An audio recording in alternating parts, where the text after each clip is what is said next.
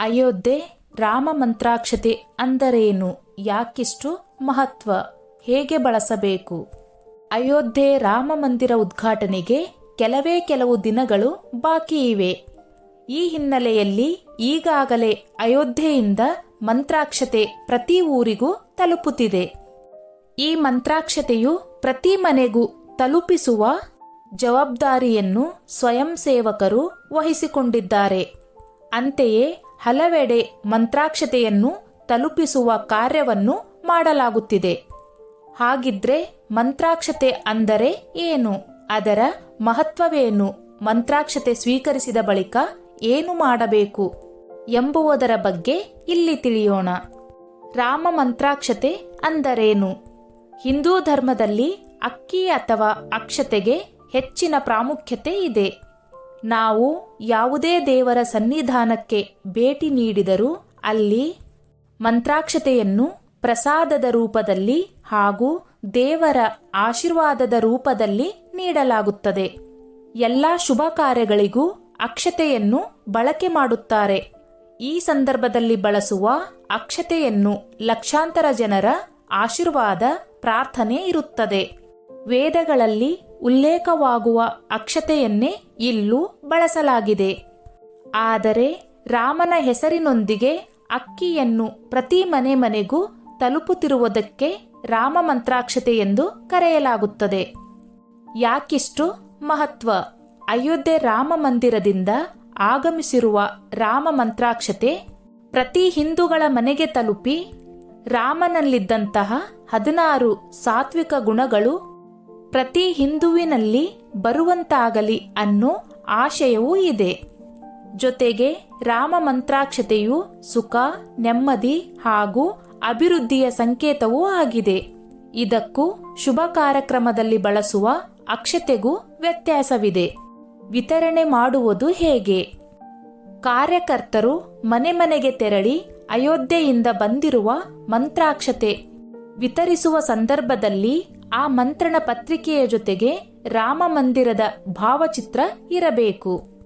ಶುಭ್ರ ವಸ್ತ್ರ ಧರಿಸಿರಬೇಕು. ಮನೆಯ ಹೊರಗಡೆ ನಿಂತು ಮಂತ್ರಾಕ್ಷತೆ ನೀಡಬಾರದು. ರಾಮನ ಜಪ ಮಾಡುತ್ತಾ ಮನೆ ಒಳಗಡೆ ಹೋಗಿ ಮಂತ್ರಾಕ್ಷತೆಯ ಮಹತ್ವದ ಬಗ್ಗೆ ಮನೆ ಮಂದಿಗೆ ತಿಳಿಸಿ ಕೊಡಬೇಕು. ಜೊತೆಗೆ ಮಂತ್ರಾಕ್ಷತೆ ಸ್ವೀಕರಿಸುವ ಮನೆಯವರು ಕೂಡ ಸ್ನಾನ ಮಾಡಿ ಶುಭ್ರವಾದ ಬಟ್ಟೆ ಧರಿಸಿ ಭಕ್ತಿಯಿಂದ ತೆಗೆದುಕೊಳ್ಳಬೇಕು. ಮಂತ್ರಾಕ್ಷತೆ ಸಿಕ್ಕಿದ ಬಳಿಕ ಏನು ಮಾಡಬೇಕು? ಅಯೋಧ್ಯೆಯ ಮಂತ್ರಾಕ್ಷತೆ ಈಗಾಗಲೇ ಹಲವು ಮನೆಗಳಿಗೆ ತಲುಪಿದ್ದು ಇನ್ನು ಕೆಲವೆಡೆ ತಲುಪಿಸುವ ಕಾರ್ಯ ನಡೆಯುತ್ತಿದೆ. ಮಂತ್ರಾಕ್ಷತೆ ಸಿಕ್ಕಿದ ಕೂಡಲೇ ಅದನ್ನು ಉಪಯೋಗಿಸುವಂತಿಲ್ಲ. ಬದಲಾಗಿ ಜನವರಿ 22ರವರೆಗೆ ತಮ್ಮ ಮನೆಯ ದೇವರ ಕೋಣೆಯಲ್ಲಿ ಇಡಬೇಕು. ನಾವು ಪ್ರತಿನಿತ್ಯ ದೇವರಿಗೆ ಪೂಜೆ ಮಾಡುವಾಗ ಮಂತ್ರಾಕ್ಷತೆಗೂ ಪೂಜೆ ಸಲ್ಲಿಸಬೇಕು.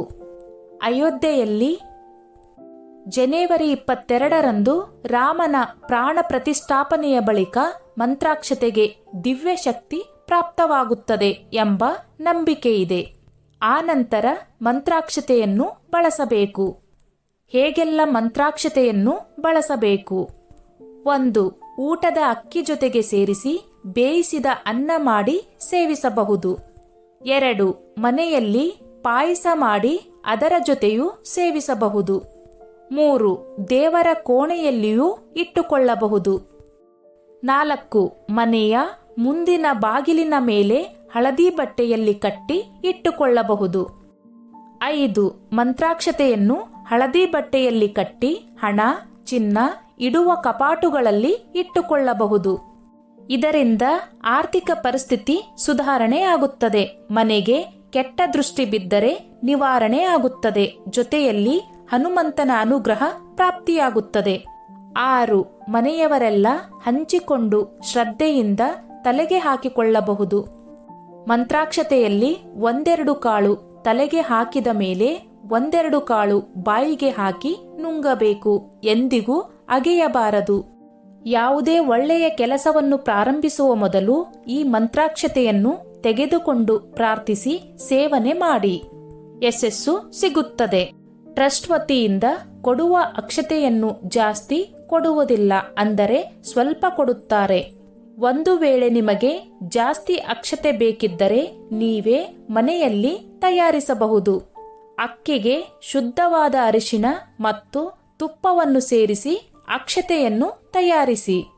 ನಂತರ ಕೊಟ್ಟಿರುವ ಮಂತ್ರಾಕ್ಷತೆಯನ್ನು ಈ ಅಕ್ಷತೆಗೆ ಸೇರಿಸಿದರೆ ಅಕ್ಷತೆಯ ಪ್ರಮಾಣವು ಜಾಸ್ತಿಯಾಗುತ್ತದೆ.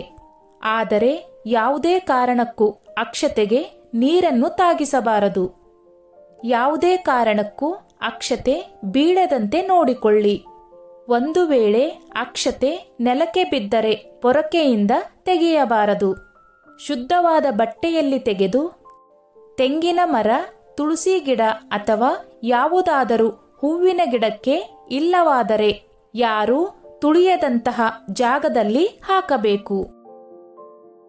ಇನ್ನು ಮಂತ್ರಾಕ್ಷತೆಯ ಜೊತೆಗೆ ರಾಮ ಮಂದಿರದ ಒಂದು ಫೋಟೋ ಹಾಗೂ ಅದರ ಹಿನ್ನೆಲೆ ಇರುವ ಕರಪತ್ರವೊಂದು ಸಿಗುತ್ತದೆ. ಇದನ್ನು ಕೂಡ ಶ್ರದ್ಧೆಯಿಂದ ಇಟ್ಟುಕೊಳ್ಳಬೇಕೆಂದು ಮನವಿ ಮಾಡಲಾಗುತ್ತದೆ. ಸ್ನೇಹಿತರೆ, ಈ ನನ್ನ ಮಾಹಿತಿ ನಿಮಗೆ ಇಷ್ಟವಾಗಿದ್ದಲ್ಲಿ ದಯವಿಟ್ಟು ಶೇರ್ ಮಾಡಿ, ಲೈಕ್ ಮಾಡಿ ಮತ್ತು ಸಬ್ಸ್ಕ್ರೈಬ್ ಮಾಡಿ.